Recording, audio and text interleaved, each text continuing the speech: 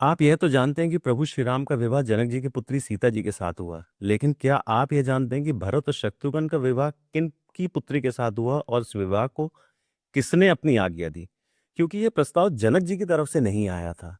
आइए वाल्मीकि रामायण के बाल कांड के 72वें चैप्टर पर चलते हैं, जहां इसका विस्तार से वर्णन है। जब श्री राम और लक्ष्मण का विवाह सीता और उर्मिला के साथ तय हो गया, तब इसी सभा में विश्वामित्र जी ने कहा कि इन दो कुलों में जो धर्म संबंध स्थापित होने जा रहा है वह एक दूसरे के योग्य है।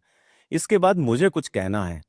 आप मेरी बात सुनिए। जनक जी, आपके छोटे भाई कुशध्वज बैठे हैं।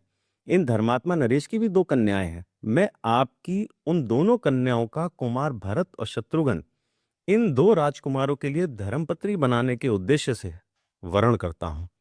आप इन दोनों का कन्यादान करके इस समस्त इक्ष्वाकु कुल को अपने संबंध में बांध लीजिए।